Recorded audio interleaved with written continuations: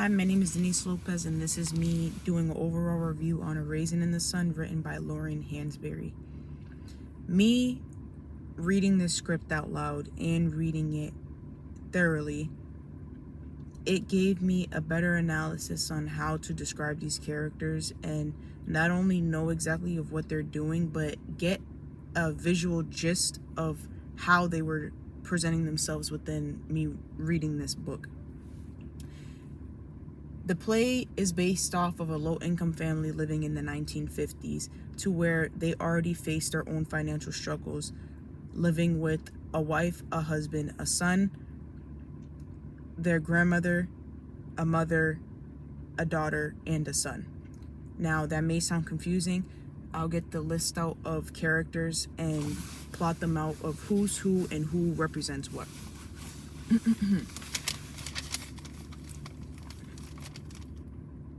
Mama, as known in the play, is the mother of the play.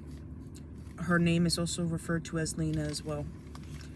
Walter and Benitha are the children of Lena. Ruth is the wife of Walter, and Travis is the son of Ruth and Walter. Them living in a low-income family home, with Travis sleeping on the couch.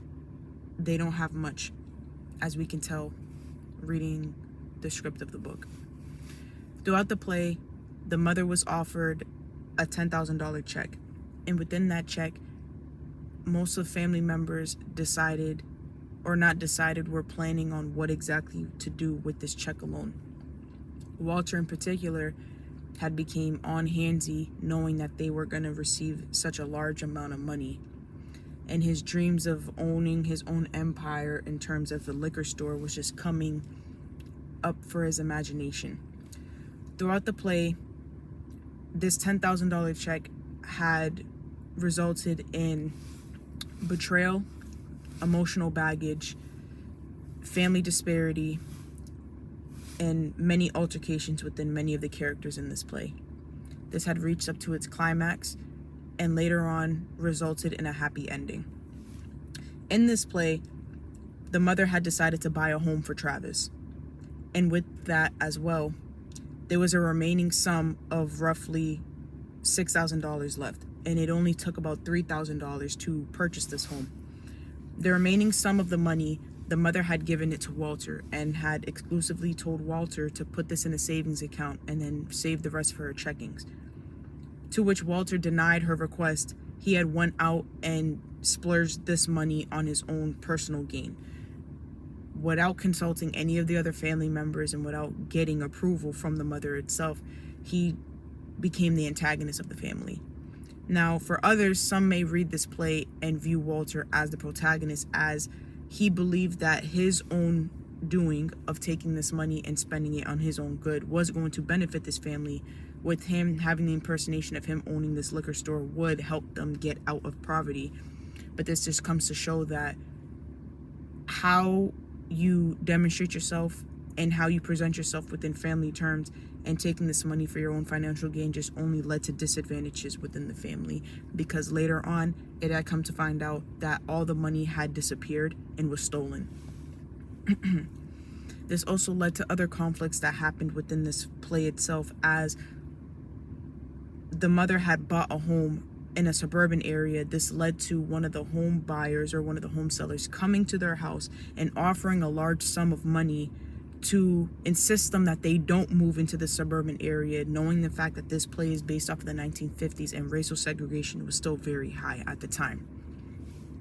Many disparities had came within this play, but it all ended within a happy ending, as the family respectfully denied the request of the home seller to accept the money of which they were given, even after the fact that all the money that they had received was gone, which I refer to as a $10,000.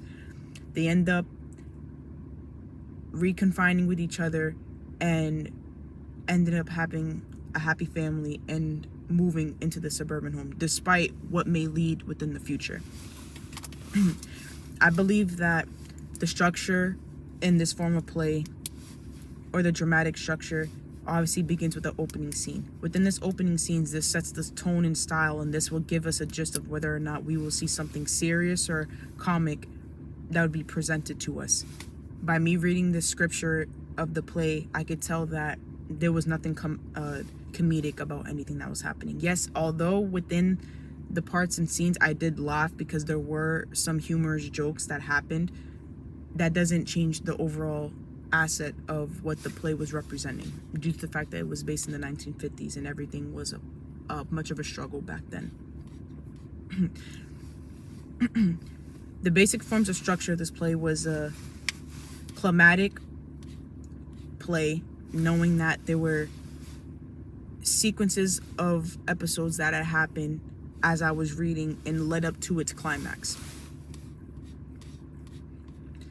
The form of characters, as I may mention at the beginning of this video, that there's characters with a dominant trait, and I believe Walter was one of those people. Walter and the mother was one of those dominant traits, as they held the most power within the household, knowing that Walter was practically the man of the home, knowing that they did not have a father figure in their life, and the mother was the mother figure of this home. So those leads to the two main characters.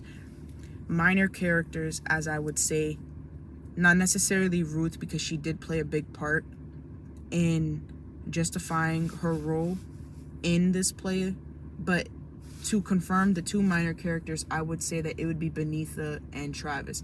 Although they were active throughout the play itself, their roles alone just didn't affect me as much as I did for Travis and the mother.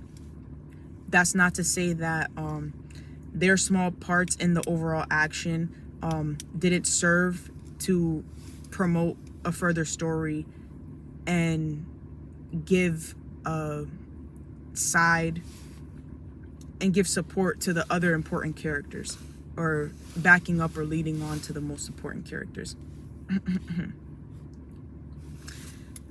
Me personally, I don't believe that there is a protagonist in this play. Most would say that it would be the mother, knowing the fact that she had used some of the money to buy her grandson a home. Generally, it was going to be a family home for everybody, but in her eyes, it was supposed to be meant for a home for the grandson.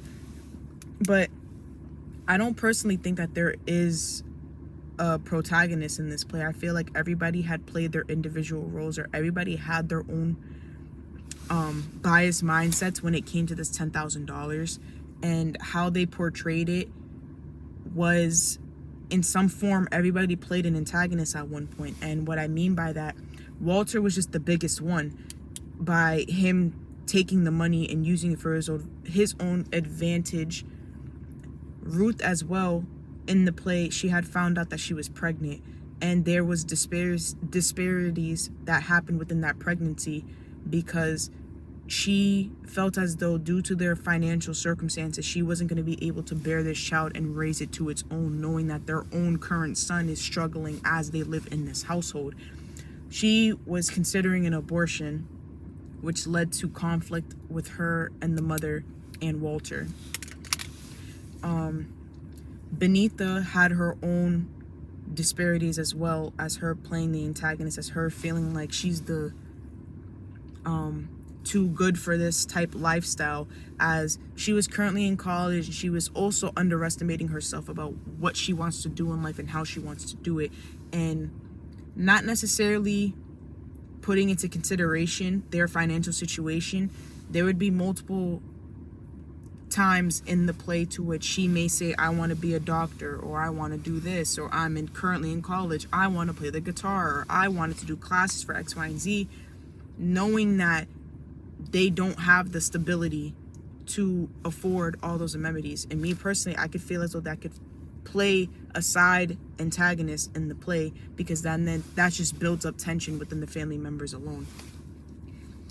The mother had her own biased standpoints throughout the play, as although she would not say directly that she would not believe in her children nor believe in the family household, she did have very doubtful doubts about, after the family had realized that the money was gone and there was no able to get the money back, she was not even considering moving into this new home or wanting to, because she just felt as though this $10,000 was just supposed to help them moving forward in their livelihood. And knowing that that's gone, that had just created a huge downfall and gave her no hope in her family or family members. And I feel as though that's a form of antagonist as well, knowing that you're the mother of your children and you at one point, not in the entirety, at one point have no hope for your children. Overall, the people, places, and events did portray a lot, and the combinations of this play had orchestrated very well in terms of me reading it and being able to get a visual concept of these particular characters and presenting it into real life, or me just getting a visual aspect of what this character may look like or what this character may be doing or how this character may be acting. I feel as though the book gave me a really great understanding of that. And yes, Lauren Hansberry, she is a great author, and yeah, that is my review on A Raisin in the Sun, written by Lauren Hansberry, and I hope y'all have a good one.